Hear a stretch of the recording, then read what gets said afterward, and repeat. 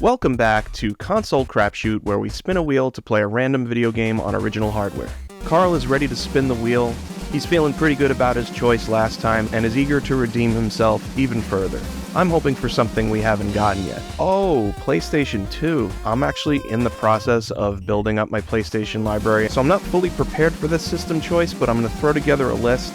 It looks like we're working with about 1,793 games for the PS2. Oh my god! Grand Theft Auto 3.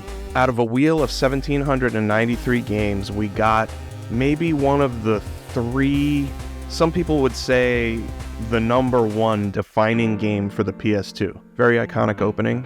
Like, the odds of getting that game, I don't even know. Well, I do know. It's 1 out of 1,793, so those are the actual odds. Even the loading screens for this game are iconic. So right off the bat, it's probably worth mentioning that this game hasn't really aged well. It doesn't look great. I remember the aiming and the gunplay was absolutely horrible. But you gotta realize at the time that this came out, this completely redefined games as we know it. Like your Cyberpunks, maybe even influenced like the current Zelda games. Like the open world genre maybe existed, but was never defined like it was after Grand Theft Auto 3. It had an awesome story, it had real actors, like Hollywood actors, and a lot of production value went into it. I mean, it looks like crap now, but I mean, at the time, the city felt like a living, breathing city. What really drew me into the Grand Theft Auto series and this type of game was the ability to play the game or not play the game. You're just in this world, you're in a sandbox, and you could decide to just go on a killing spree. You could decide to drive a cab and go make money. The game design itself offered a flexibility even in the story missions. So for example, let's say the bad guy's in a house. You go to the house, you start the mission, he runs out of the house, gets in his car that's in the driveway, drives away, and then you lose him, right? You fail the mission. So you go back, you restart the mission. This time you go steal a fire truck and you park it in front of his driveway so his car can't get out, because you know what's going to happen.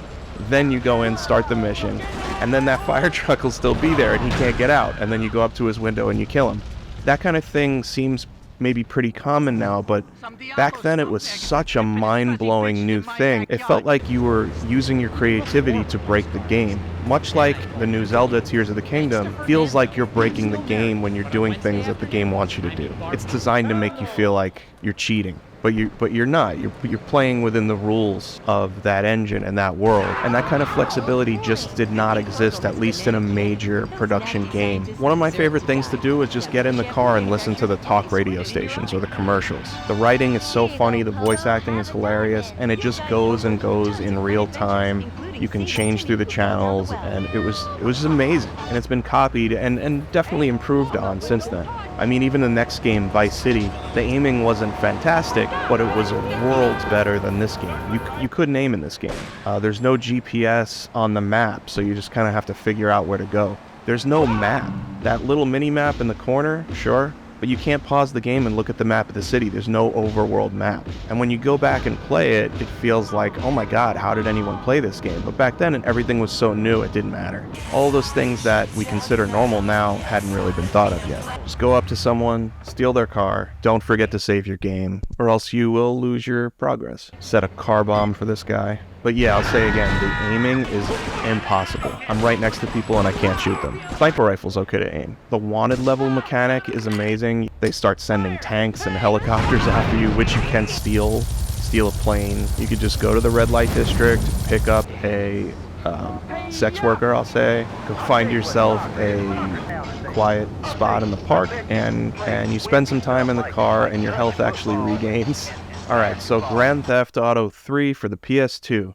I had a really good time going back to this game. Like, yes, it was really hard to play, but this game redefined games as we know them. And even with some of the dated design elements, it still got the same humor and heart and soul. Hey, I'm bored. When you gonna drill me? In a moment, sweetheart. And energy that it had the first time I played it.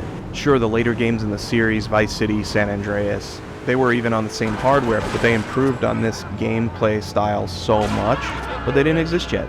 So in my opinion, that makes this a masterpiece. I'm gonna give it a 5 out of 5. It ain't pretty, but it's got it where it counts. Alright, that was really fun. Got a very iconic game. It's nice to get something you've never played before or never even heard of before, but it's also a real treat to get something like this.